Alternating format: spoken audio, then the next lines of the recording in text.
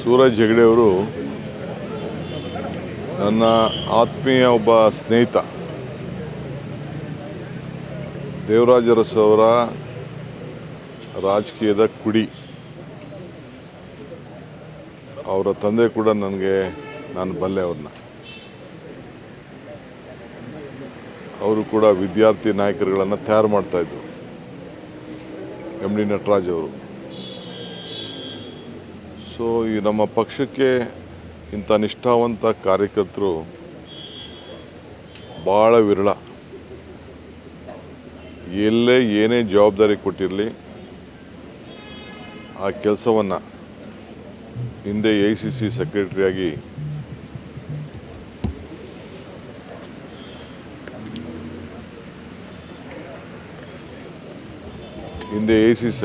ಕೂಡ ರಾಹುಲ್ ಗಾಂಧಿ ಅವರಿಗೆ ಅಸಿಸ್ಟ್ ಮಾಡ್ತಾಯಿದ್ರು.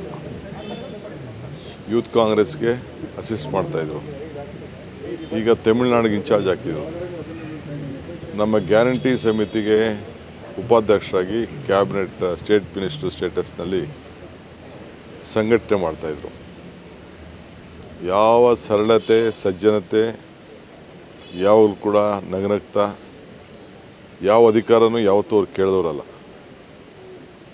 ಆದರೂ ನಾವೇ ಅವರಿಗೆ ಬೇಕಾದಷ್ಟು ಪ್ರಯತ್ನಗಳು ಮಾಡಿದಾಗೆಲ್ಲ ನನ್ನ ಬಗ್ಗೆ ತಲೆ ಕೆಡಿಸ್ಕೊಬೇಡ ಅಂತ ಹೇಳ್ತಿದ್ದಂಥವ್ರು. ಇವತ್ತು ಇಂಥ ಒಬ್ಬ ಕಾರ್ಯಕರ್ತನ ಕಳ್ಕೊಂಡಿದ್ದೇವೆ. ಈಗೂ ನೋಡಿ ಮೊನ್ನೆ ನಾನು ದೇವರಾಜ ಅರಸು ಅವರ ಪುತ್ಥಳಿಗೆ ಹೂನಾರ ಹಾಕಕ್ಕೆ ಹೋದಾಗ ಅಲ್ಲಿ ಕೊನೆ ಮಾತು ನನಗೂ ಆತನು. ನಿನ್ನೆ ನನ್ನ ಕ್ಷೇತ್ರ ಪ್ರವಾಸ ಮಾಡಿದಾಗ ನಾನು ಅಲ್ಲಿಗೆ ರಾತ್ರಿ 10:30 ಗಂಟೆ ಮೇಲೆ ನನಗೆ ಮೆಸೇಜ್ ಬಂತು. ನಂಗೆ ನಂಬಕ್ಕೆ ಆಗಲಿಲ್ಲ. ಕೊನೆಗೆ ಪೊಲೀಸವರು IB ಅವರು ನಮ್ಮ ಮೇಲೆ ಕೊನೆಗೆ ಲೇಟಾಗಿ ನನಗೆ ಹಿಂಗಾಗಿದೆ ಅಂತೇಳಿ ತಿಳಿಸಿದರು. ಸೊ ಇವತ್ತು ಇಂಥ ಒಬ್ಬ ನಿಷ್ಠಾವಂತ ಕಾರ್ಯಕರ್ತರನ್ನು ಮುಖಂಡರನ್ನು ನಾವು ಕಳ್ಕೊಂಡಿದ್ದೇವೆ. ಮಕ್ಕಳು, ಅವರ ಕುಟುಂಬ, ಅವರು ಪಾಪ ನನಗೆ ಅವರ ಪರಿಸ್ಥಿತಿ ನೋಡಿದ್ರೆ ಅವ್ರಿಗೂ ಅರ್ಥ ಆಗ್ತದೆ. ವಿಧಿ ಯಾರ ಕೈಲೂ ಇಲ್ಲ, ಯಾವುದು ಶಾಶ್ವತ ಇಲ್ಲ. ಮೊನ್ನೆ ಚೆನ್ನೈಯಲ್ಲಿ ಚುನಾವಣೆಗೆ ಹೋದಾಗ ಸ್ವಲ್ಪ ಆಘಾತ ಆಗಿತ್ತು. ತಿರ್ಗಾ ಬಂದು ಚೇತರಿಸ್ಕೊಂಡಿದ್ದ.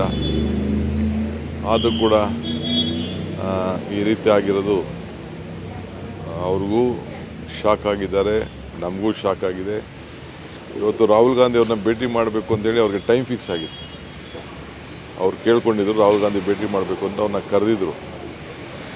ಸೊ ಈ ಸಂದರ್ಭದಲ್ಲಿ ಈ ರೀತಿ ಆಗಿರೋದು ಅವ್ರಿಗೂ ಕೂಡ ಈಗಾಗಲೇ ಅವರ ಧರ್ಮಪತ್ನಿ ಜೊತೆ ರಾಹುಲ್ ಗಾಂಧಿ ಅವರು ಕೂಡ ಮಾತಾಡಿದ್ದಾರೆ.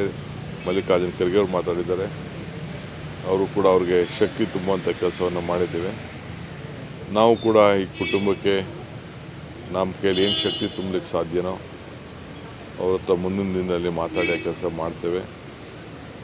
ಈ ದೇಶಕ್ಕೆ, ಈ ನಮ್ಮ ರಾಜ್ಯಕ್ಕೆ ಭೂ ಸುಧಾರಣೆಯಲ್ಲಿ ಮತ್ತು ಎಲ್ಲ ನಾಯಕರುಗಳನ್ನು, ಏನು ಹೊಸ ನಾಯಕರುಗಳನ್ನು ದೇವರಾಜ ಅರಸವರು ತಯಾರು ಮಾಡ್ತಾಯಿದ್ರು, ಆ ನಾಯಕರ ಪ್ರಯೋಗ ಶಾಲೆ ಅವರು ದೇವರಾಜ ಅರಸು. ಆ ಕುಡಿ ಇದೊಂದು ಮಾತ್ರ ರಾಜಕೀಯದಲ್ಲಿ ಇತ್ತು. ಸೊ ನಾವು ಕಳ್ಕೊಂಡಿದ್ದೇವೆ. ಅವರ ಆತ್ಮಕ್ಕೆ ಶಾಂತಿ ಸಿಗಲಿ. ಅವರ ಎಲ್ಲ ಸ್ನೇಹಿತರು, ನಮ್ಮ ಪಕ್ಷದ ಮುಖಂಡಗಳು, ಕಾರ್ಯಕರ್ತರು, ನಾವೆಲ್ಲ ಅವ್ರನ್ನ ಕಳ್ಕೊಂಡು ಭಾಳ ದುಃಖದಲ್ಲಿ ನಾವೆಲ್ಲ ಇವತ್ತು ದಿನ ಕಳೆಯುವಂಥ ಪರಿಸ್ಥಿತಿ ಬಂದಿದೆ. ಅವರ ಆತ್ಮಕ್ಕೆ ಶಾಂತಿ ಸಿಗಲಿ. ನಾಳೆ ಬಂದು ಸರ್ಕಾರದ ಗೌರವವನ್ನು ನಾನೇ ಬಂದು ಅವ್ರಿಗೇನು ಗೌರವನ ಸಲ್ಲಿಸಬೇಕೋ ಸರ್ಕಾರದ ಪರವಾಗಿ ನಾನು ಮಾಡ್ತೇನೆ.